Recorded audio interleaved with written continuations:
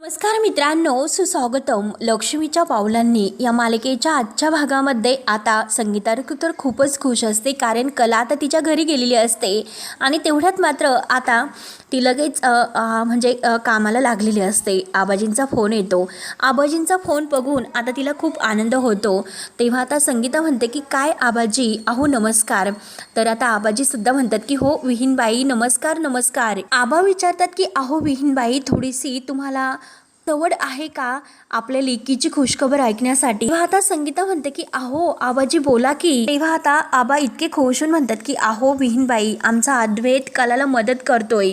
तेव्हा आता हे ऐकून संगीता इतकी खुश होते आणि म्हणते की अहो जगात भारी. परंतु एक मिनिट आबाजी, अहो तुम्ही कोणती मदत म्हटलात ओ. तेव्हा आता आबा सांगायला सुरुवात करतात की अहो कला आहे ना, तर ती आउट हाऊसमध्ये राहायला गेली. तेव्हा ते घर लावण्यासाठी अद्वैत तिला मदत करतोय. तेव्हा मात्र संगीताला इतका आनंद होतो. संगीता लगेच आता दिनकरला आवाज द्यायला सुरुवात करते. अहो अहो इकडे या, ऐकलत का, आबाजी सांगतात आपले जावई बापू आणि कला एकमेकांबरोबर अगदी खुश आहे. आणि आता संगीता परत आबाजींना म्हणते की थँक्यू आबाजी. तेव्हा आता आबाजी म्हणतात की बरं बरं, मी एवढंच सांगण्यासाठी फोन केला होता. तेव्हा आता लगेच संगीता खुशून म्हणते की देवी अंबाबाई, तूच आता कृपा केली. तर आबाजी म्हणतात की चल आता फोन ठेवतो. त्यानंतर आता इकडे राहुल तर अगदी टेन्शन मध्ये आलेला असतो, कारण त्याला आता सगळे काही काम त्याचे व्यवस्थित करायचे असते, परंतु एकही काम त्याचं व्यवस्थित होत नाही. तेव्हा तो आता विचार करतो की ही नैनाची बहीण इकडे का आली असेल, एकही काम धड व्यवस्थित होत नाही. आता ती कला येथे आली, त्यामुळे सगळं काही काम आता कठीण होऊन बसणार आहे. तर ह्या अद्वैत आणि कलामुळे माझे कोणतेही काम थांबायला नकोय, कुणाच्याही हातामध्ये कोणताही प्रूफ तर लागायला नकोच. मला काही करून आता ऑफिसमध्ये जाऊन सगळे काही सीसीटीव्ही फुटेज तर बंद करावीच लागतील. त्यानंतर नैना सुद्धा आता विचार करते की ह्या राहुलचं नक्की काय सुरू आहे, आणि त्या कलाने तर माझं आणखीनच डोकं फिरवलेलं आहे. आणि राहुल नक्की इतका तयार होऊन कुठे निघाला असेल, आणि इतका तयार होतो नक्की हा कोणत्या मुलीला तर भेटायला जात नसेल ना, आणि काही मुलीचं प्रकरण वगैरे नसेल ना. आणि जर याला मी सरळ विचारले तर तो मला सरळ नाही सांगणार. म्हणून आता नैना बरोबर राहुलकडून काढून घेण्यासाठी राहुलची अगदी गोड बोलण्याचं नाटक करते की राहुल काय करतो, आणि त्याला अगदी तो आरशासमोर उभा असतो. राहुलला मागून घट्ट मिठी मारते, अगदी लाडत विचारते की ओ माझा राहुल, अरे कसं आहे. राहुलला आता या नैनाचा इतका राग येतो. राहुल लगेच रागाने तिला म्हणतो की ए काय करतेस, अगं जरा बाजूला हो, सारखं सारखं काय अंगाशी येत असते ग. म्हणून आता तो अगदी दात खात तिच्यावर ओरडतो. मूर्ख कुठली असे म्हणून तो आता बाजूला जायला निघतो, परंतु नैना पुन्हा त्याचा हात धरते आणि अगदी लाडाने ती त्याचा हात धरून त्याच्या परत मिठीत येते की डिअर माय सोना वगैरे जे काही आहे, तर ती अगदी लाडात त्याच्याशी काढून घेण्याचा प्रयत्न ती करत असते. परंतु राहुल पुन्हा ती बेडवर ढकलून देतो. तेव्हा आता नैना ही जोरात आऊच असं ओरडून काय रे राहुल, असं का करतोस असं विचारते. परत सोना वगैरे करून ती त्याचे गाल धरत असते. तेव्हा आता राहुलला आणखीनच राग येतो. राहुल म्हणतो की नैना तू मला आणखीन त्रास देऊ नकोस. राहुल म्हणतो की हे बघ, माझ्या डोक्यामध्ये काहीतरी महत्वाचं सुरू आहे, त्यामुळे जास्त तू माझ्या डोक्याला आणखीन ताण देऊ नकोस. आणि हे बघ अगं अति हुशार बाई, जरा सिरियस हो, मी जे काही करतो ना ते चांगल्याच कामासाठी करत आहे. तेव्हा आता नैना विचारते की राहुल, अरे मला एक गोष्ट सांग बरं, रोज रात्री तू कुठल्या कामात असतो, कुठे जात असतो. अरे जे काही असेल तर ते रोज एकमेकांना सगळं काही सांगायचं असतं. तेव्हा आता राहुल तिच्यावर पुन्हा ओरडतो की ए बाई जरा गप्प बस. की हे पग राहुल, तू भलत्याच कोणत्या तरी मुलीचं एखादं प्रकरण घेऊन येत नाही ना, आणि हे पग असं असेल तर आत्ताच मी आबांच्या कानावर घालेन, त्यामुळे तुझं मात्र काही खरं नाही, त्यामुळे तू मला इतकं सहजपणे घेऊ नको. तेव्हा आता राहुल म्हणतो की हे पग अगं तुम्हाला कोणताही प्रश्न विचारू नकोस, आणि कोणताही आता एक आणखीन काही विचारून माझं डोकं खाऊ नकोस. आणि राहुल रागाने तिथून निघून जातो. तेव्हा नैना आता भलतीच चिडते. नैना म्हणते की एकतर याला मी विचारलं, त्याने कुठे जातो हे सुद्धा सांगितले तर नाही. त्यानंतर आता इकडे अद्वैत हा आपल्या रूम मध्ये असतो. तर त्यांना आता अद्वैतला एक जे काही सेट आहे कौसुब सारडा यांचा फोन येतो. तेव्हा आता अद्वैत म्हणतो की अहो तुमचा नंबर तर माझ्याकडे सेव्ह आहे, बोला ना सर मी तुमच्यासाठी काय करू. तेव्हा आता जे काही सारडा साहेब आहे तर ते म्हणतात की वेल, अरे माझ्याकडे तुझ्यासाठी एक काम होते, कारण माझ्या मुलीचं लग्न आहे, तिच्यासाठी मला काही दागिने घडवायचे आहेत, आणि सगळे काही दागिने मात्र रिअल डायमंड मध्येच हवे आहेत, आणि चांदेकर ज्वेलर्सकडेच मला बेस्ट क्वालिटीचे दागिने मिळतील. आणि चांदेकर ज्वेलर माझीही ऑर्डर घेणार असेल तर मी सगळे सगळे काही डिटेल्स तुम्हाला मेल करतो. मला फक्त इतकंच सांग की तू हे सगळं करायला तयार आहे का. तेव्हा आता अद्वैत लगेच खुश होऊन तयार होतो. ऑफकोर्स सर असे म्हणतो. तेव्हा आता अहो सर तुमच्या घरामध्ये ते एक कार्य आहे आणि ते आमचं एक कामच आहे आणि जे चांदेकरांच्या घरातील जी काही प्रथा आहे क्लायंट सोबत जे काही आता हे म्हणजे सोन्याची खरेदी विक्री आहे तर ती आम्ही अगदी प्रामाणिकपणे करतो. एका घरातील सदस्य म्हणूनच आम्ही त्याच्याशी वागत असतो आणि ती सुद्धा आमच्यासाठी एक खूप मोठी संधी असेल. तुम्हाला हवे तसे तुमच्या मनासारखे दागिने तुम्हाला अगदी परफेक्ट तयार करून देतो. तेव्हा आता जे काही कौत्सुब सर आहे तर ते अगदी खुश होत आणि ते विचारतात की तू डायमंड कोणत्या कॅरेटचे वापरणार आहे ह्या डिझाईन्समध्ये आणि जी काही सगळ्याची बेसिक डिझाईन आहे तर ती डिझाईन्स तुम्ही मला मेलवर पाठवा. बजेटचा हा प्रश्न नाही परंतु हे जे काम आहे ते खूप आणि हे काम तर खूप अर्जंट आहे त्यामुळे 2-3 दिवसामध्ये मला हे दागिने मिळाले तर खूप चांगलं होईल. तेव्हा आता अद्वैत म्हणतो की ठीक आहे आणि माझी सगळी काही टीम मी कामाला लावतो असे आता अद्वैत खुश होऊन त्यांना सांगतो. आणि आता लगेच ते सारडा साहेब म्हणत असतात की मी तुम्हाला कोटेशन आणि जे काही आहे ते सगळं काही पाठवून देतो आणि हे बघा हे दागिने मला मुलीला द्यायचे आहे त्यामुळे हे दागिन्यामागे माझे इमोशन्स सुद्धा त्यात जोडले गेलेले आहे याची दक्षता घ्या. तेव्हा आता अद्वैत म्हणतो की ठीक आहे सर मी सगळं काही समजू शकतो. तुम्हाला जसं अपेक्षित आहे तसंच काम होईल म्हणून. तेव्हा आता अद्वैत हा फोन ठेवतो आणि फोन ठेवल्यानंतर अद्वैत खुश होऊन स्वतःला म्हणतो की ही आपल्यासाठी एक खूप मोठी संधी आहे. त्यांच्या नावाचा आणि कलेक्शनचा आपल्या कंपनीला नक्कीच फायदा होईल. त्यामुळे मला असं वाटतं की मी खरेशी आत्ताच बोलून घेऊ का. आणि यस बरं झालं खरे तर आता इथेच आहे म्हणून अद्वैत आता कलाशी बोलण्यासाठी आता लगेच आउट हाऊसमध्ये यायला निघतो. त्याच वेळेस आता राहुल जे काही ते हिरे आहे तर ते हिरे चोरण्यासाठी बाहेर दरवाजा उघडून निघलेला असतो. तो बाहेर येतो तेवढ्या त्याच्या खिशातून गाडीची चावी आणि मोबाईल खाली पडतो. राहुल घाबरतच पटकन आपला मोबाईल आणि चावी उचलतो. तेव्हा आता राहुल खूपच घाबरतो कारण आता ही कला तर आउट हाऊसमध्ये राहते आणि तिचं काही झाले तरी कान तर टवकारूनच असतात. परंतु आता इतका मोठा आवाज आला नक्की काहीतरी ती बाहेर बघण्यासाठी येईलच. बाहेर तडफडेलच ती नक्की म्हणून तिच्या डोळ्यावर येण्या अगोदर मला निघायला हवे. तिच्या नजरेसमोर मी यायला नको म्हणून राहुल लगेच हा जायला निघतो आणि तोच लगेच आता अद्वैत बाहेर येत असतो. अद्वैतचं लक्ष आता राहुलवर जाते आणि तो लगेच राहुलला आवाज देतो की राहुल. आता आवाज दिल्यानंतर राहुल तर आणखीनच घाबरतो. तो तेथेच आता अगदी स्तब्ध उभा राहत. त्यावर आता अद्वैत लगेच राहुल जवळ येतो आणि राहुलला विचारतो की काय रे तुला इतकं दचकायला आणि घाबरायला काय झालं बरं आणि काय रे राहुल इतक्या रात्रीचं तू कुठे निघालास. आता राहुल लगेच आता वेगळं सांगतो. राहुल म्हणतो की हे बघ दादा अरे मी बाहेरच निघाला होतो परंतु अचानक तू माझं नाव घेतलं म्हणून मी आता इतका घाबरलो आणि दचकलो नाही म्हणजे घाबरलो नाही असे मुद्दाम तो काही ना काही आता उत्तर देत असतो आणि मुद्दाम आता खोटं सांगतो की अरे कडे चाललेलो आहोत मुद्दाम खोटं बोलतो. म्हणतो की बरं ठीक आहे चल निघ आता तू मग आणि लगेच घाई गडबडीने तो निघून जातो. तेव्हा आता अद्वैत मनात विचार करतो त्याला मी विचारल्यानंतर हा इतका का घाबरला असेल आणि इतक्या रात्रीचा तो मित्राला भेटायला का निघाला असेल. आता अद्वैतला थोडासा संशय तर येतोच आणि आई सुद्धा मला म्हणाली होती की राहुलवर जरा लक्षच ठेव म्हणजे आईला सुद्धा आता ह्या राहुलवर काही संशय आहेच म्हणून मला नक्की आता राहुलवर संशय असल्यामुळे आता जे काही आहे समोर आल्यामुळे लक्ष तर ठेवावेच. आणि तेवढ्यात मात्र कला ही बाहेर येते आणि कला विचारते की काय रे चांदेकर काय इतक्या मोठ्याने ओरडलास तू मला आवाज दिला होतास का आणि काय झालं तू कुणावर ओरडत होता असे अनेक प्रश्न ती आता अद्वैतला विचारत असते. तेव्हा आता अद्वैत म्हणतो की अगं ते सगळं जाऊन दे कौतुक सारडा यांचा फोन होता आणि तेच सांगण्यासाठी मी इथे तुला आलेला आहोत. तेव्हा आता कला म्हणते की काय सांगतोस अरे कौतुक सारडा हे तर खूप नाव मी मोठं ऐकलेलं आहे. तेव्हा आता अद्वैत म्हणतो की हो तेच तर मी तुला सांगायला आलो कारण त्यांच्या मुलीचं लग्न आहे तर आणि लग्नासाठी त्यांना त्यांच्या मुलीला देण्यासाठी हिऱ्याचे दागिने हवे आहेत आणि ते डिझाईन्स त्यांना उद्या सकाळपर्यंत पाठवायचे आहे त्यामुळे आत्ताच आपल्याला ऑफिसला जावं लागेल. तेव्हा आता कला म्हणते की अरे काय बोलतोस आता इतक्या उशिरा इतक्या रात्री ऑफिसला जायचे का अरे पण मला थोडासा वेळ तरी दे.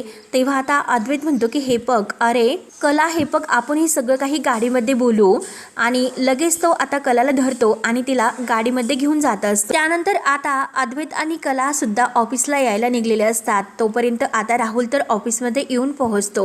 वॉचमन आता तिथे समोर खुर्चीवरच बसलेला असतो. राहुल अगदी दपकत पावलाने इकडे तेथून बाहेर पडतो. आता बाहेर पडल्यानंतर वॉचमन तर समोर फोनवर बोलतच असतो आणि आता फोनवर बोलत असताना मात्र आता राहुल मुद्दाम आता तो थोडासा पुढे जातो आणि त्याच्या मागून येतो आणि बरोबर आता तो लगेच वॉचमनलाच ओरडतो. वॉचमनला म्हणतो की काय रे, ड्युटीवर असताना तू फोनवरच बोलत असतो का आणि काय कुणाशी बोलतो. तेव्हा आता वॉचमन काका म्हणतात की अहो त्या उमेशशी बोलतो, कारण तो ड्युटीवर येणार होता आणि अजूनपर्यंत तो ड्युटीवर आला नाही म्हणून मी त्याला विचारत होतो. त्यानंतर मात्र राहुल म्हणतो की अरे मग पुढचा पगार तू उमेशकडूनच घे, कारण मी तुम्हाला सगळ्यांना नोकरीवरून काढून टाकणार आहे. तेव्हा आता लगेच वॉचमन काका म्हणतात साहेब खरंच नका, नोकरीवरून काढू नका आणि सॉरी, खरंच खूप मोठी चूक झाली, मी असे पुन्हा नाही होणार. परंतु राहुल सर अहो तुम्ही ते काय करतात. आता वॉचमन काका राहुललाही विचारतात. राहुल अरे ते असं म्हणून पुन्हा आता वॉचमनवर ओरडतो, तू कोण मला विचारणारा हे प्रश्न, जे काही तुला स्वतःचं काम आहे तर ते स्वतःचं काम तू अगोदर कर, मला कसले भलते प्रश्न विचारतो. त्यानंतर आता इकडे अनामिका आपल्या रूममध्ये येते आणि सोहम त्याचं काम लॅपटॉपवर करत असतो. तेव्हा लगेच आता अनामिका त्याला म्हणते की सोहम, परंतु सोहम आता अनामिकाकडे काही लक्ष द्यायला तयार नसतो. आता अनामिका लगेच तेथून जरा इकडून बाजूला येते. तेव्हा ती परत आता सोहमला पाणी देण्यासाठी येते, परंतु सोहम लगेच तेथून उठतो आणि परत तो आपला मोबाईल घेऊन मोबाईलमध्ये काहीतरी बघत असतो. अनामिकाला आता इतका सोहमचा राग येत असतो आणि वाईटसुद्धा वाटते, कारण सोहम तिच्याशी बोलायला सुद्धा तयार नसतो आणि तो तिला वेळ द्यायला तर बाजूला, परंतु तिच्याकडे ढुंकून सुद्धा तो बघत नसतो. आता अनामिकाला इतका राग येतो, सोहम तर त्याच्या मोबाईलमध्ये अगदी मग्न असतो. तेव्हा आता अनामिकाला राग आल्यानंतर ती परत सोहम जवळ येते आणि सोहमला विचारते की काय रे सोहम, तुला काहीच कसं वाटत नाही रे. अरे तू माझ्याशी लग्न केले, तू आपण एकत्र राहतोय, अरे लग्न झाले तरी सुद्धा तू माझ्याशी काहीच कसं बोलत नाही रे. अरे आपण तर कुठे फिरायला सुद्धा गेलो नाही आणि खरंच तू आर्टिस्ट आहे का रे.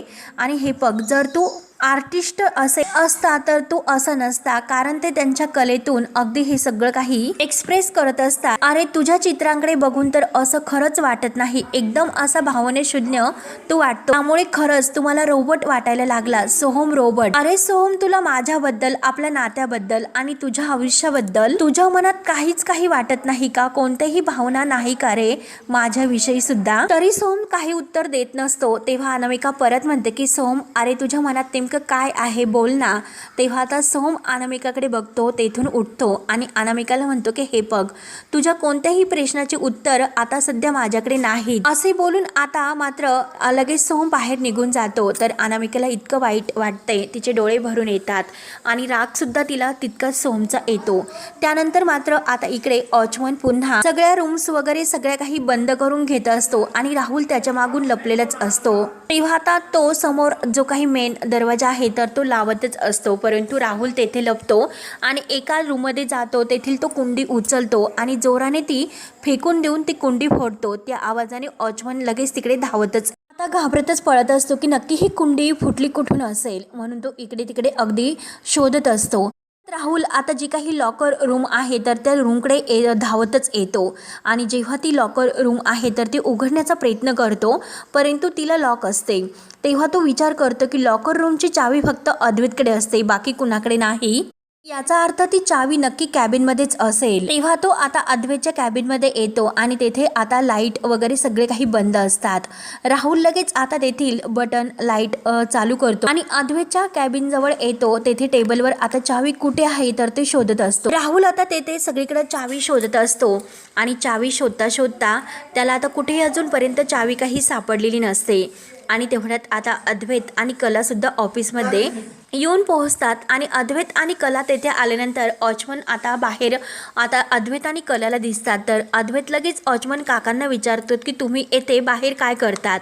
तेव्हा आता वॉचमन म्हणतात की साहेब अहो ही कुंडी आहे ना, ती कुंडी फुटली आणि खूप मोठ्याने जोराने आवाज झाला, म्हणून ते बघण्यासाठीच मी येथे आलो होतो आणि ही कुंडी कुठून आली खरंच काही समजायला मार्ग नाही. तेव्हा अद्वैत आणि कला त्या कुंडीकडे बघत असतात. तेव्हा आता अद्वैत म्हणतो की त्यात इतकं काय शोधायचं आहे, अहो येथे वारा किती आहे, किती मोठा वारा आहे त्यामुळे कुंडी पडली अस आणि हे बघ हे शोधेपर्यंत जर तिकडून कोणी आत घुसले तर मग तू काय करणार आहे. तेव्हा आता अच्युत म्हणतो की सॉरी खरंच चूक झाली, मी जातो. तेव्हा अद्वैत कलाला म्हणतो की चल, एकतर आपल्याकडे वेळ खूप कमी आहे. तेव्हा आता कला आणि अद्वैत तर आता यायला निघते. त्यानंतर आता इकडे रजनीला काही झोप येत नसते. तिला आता अनामिका जे काही आता म्हणलेली आहे की अरे आपल्या लग्नाला किती दिवस झाले परंतु तरी सुद्धा तू माझ्याशी बोलायला सुद्धा तयार नाही. आणि आता रजनीने जेव्हा तिला विचारलेलं असतं तेव्हा आता अनामिका म्हणते की सोम आणि माझ्यामध्ये काहीच असे नीट नाही आणि आमचं लग्न झालेलं आहे असं सोम माझ्याबरोबर वागतच नाही. म्हणून आता अनामिका आणि सोम या दोघांमध्ये जे काही सुरू आहे तर त्या विचाराने आता रजनीला काही झोप लागत नसते. ती सारखं ह्या कुशीवरून त्या कुशीवर होत आता हा विचार करत असते. तेव्हा आता रजनी उठून बसते. रजनी आता विचार करते की नक्की आता काहीतरी या दोघांमध्ये सुरू आहे आणि जर असं काहीतरी यांच्यामध्ये सुरू असेल तर मला इतकं शांत बसून नाही चालणार, त्यासाठी मला काहीतरी करावेच लागेल. त्यानंतर आता सोहम तर बाहेर येतो आणि बाहेर आल्यानंतर तो अनामिकाच्या बोलण्याचा अगदी त्याला राग आलेला असतो. कारण ती त्याला म्हणलेली असते की सोहम तो एकदम रोबोट वाटायला लागला, कलाकार नाही तर एकदम सोहम रोबोट. आपल्या नात्याबद्दल आपल्या आयुष्याबद्दल तुझ्या मनात कोणत्याही भावना नाहीत का, याचा सोहम आता दरवाजात उभा राहून विचार करत असतो. आता हा विचार करून तो खूप टेन्शनमध्ये येतो आणि तेवढ्यात रजनी आता बाहेर येत असते. रजनी जेव्हा आता सोहम जवळ येते आणि सोहम तिला विचारतो की आई तू अजून झोपली नाहीस का. त्यावर आता रजनी म्हणते की अरे, ती रागाने सोहमला म्हणते की अरे झोप एकदा मोडली तर ती लागायला अगदी मन शांत असावं लागतं. तेव्हा आता सोहम विचारतो की काय झाले आई.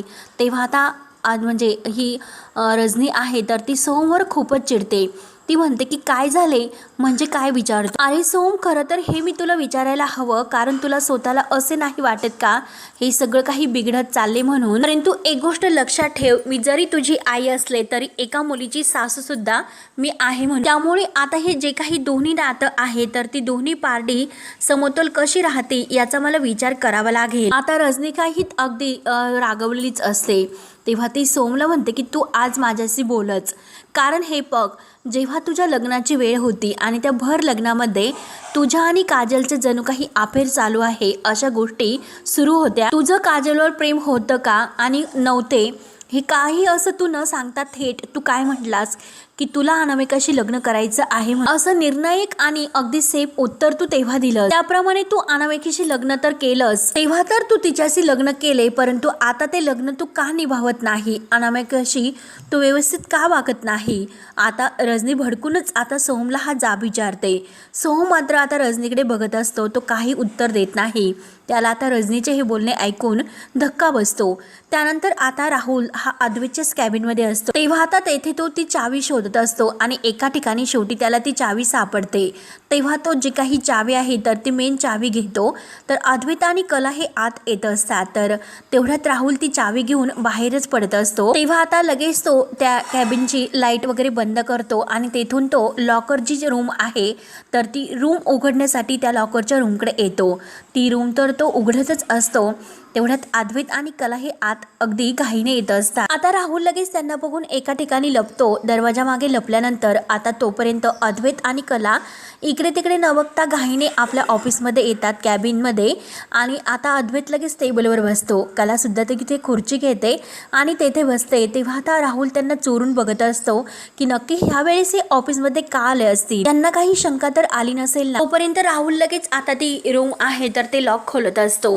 त्यानंतर आता इकडे रजनी ही सोहमला म्हणते की सतत तू काही ना काही विचारत असते, तिच्याशी तुला लग्न करायचे नव्हते तरी सुद्धा तू तिच्याबरोबर लग्न करणार आहे असे का बोलला होता त्यावेळेस. अरे तेव्हा तर तू हा निर्णय घेतला होतास, परंतु तेव्हा आता ते निर्णय तर घेतलास, परंतु आता मात्र स्वतःच्या निर्णयाची तू जबाबदारी का घेत नाही. सोहम, खरंच मला वाईट वाटते की कारण तू माझा मुलगा आहेस पण तरी सुद्धा माझ्यापासून काय इतकं लपवत. आणि हे बघ इतकं सगळं होऊन सुद्धा अनामिकाने तुझ्या बोलण्यावर विश्वास ठेवला आणि ती ह्या घरामध्ये आली. आणि हे बघ सोहम, जर तू तिचं आयुष्य बर्बाद केलं तर गाठ मात्र माझ्याशी आहे, ही गोष्ट लक्षात ठेव. आणि हे बघ एक गोष्ट तू लक्षातच ठेव, कारण मी तुझी आई आहे आणि मी तुझ्यावर अगदी विचार करून असे संस्कार केलेले आहेत. एक चांगला मुलगा घडवण्याचे मी संस्कार तुझ्यावर केलेले आहेत.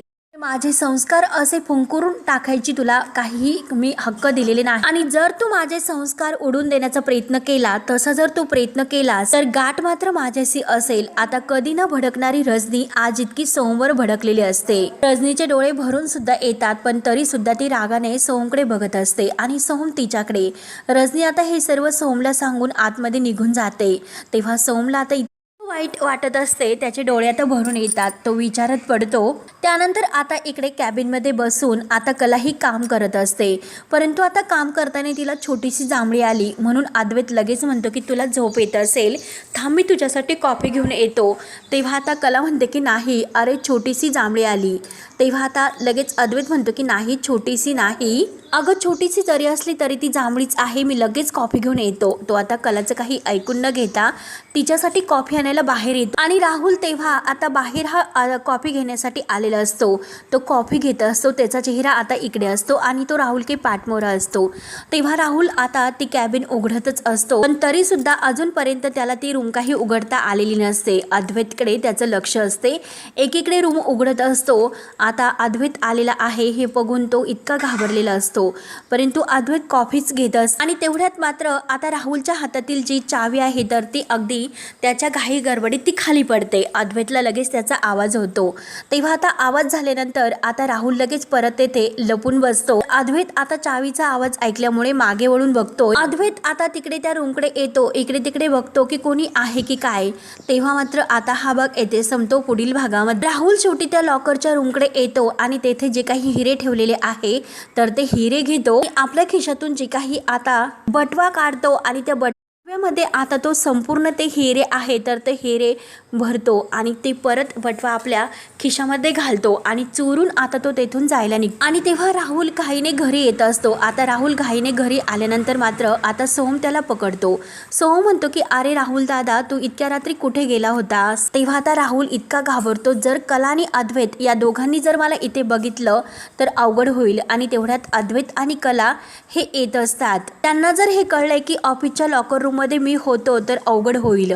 आणि त्याच वेळेस आता तेथे अद्वैत आणि कला राहुल जवळ आणि सोम जवळ येतात. आता अद्वैत सारखा राहुलकडे बघत असतो. राहुल तर आणखीनच घाबरलेला दिसतो. तेव्हा मात्र आता कला सुद्धा अगदी बघत असते की नक्की राहुल आतापर्यंत येथे काय करत असेल आणि सोम सुद्धा. तेव्हा आता ते सगळेजण अगदी त्याकडे बघत असतात. तेव्हा मित्रांनो, आता पुढे काय काय होतं हे पाहण्यासाठी आपल्या चॅनलला नक्की सबस्क्राईब करत राहा. धन्यवाद.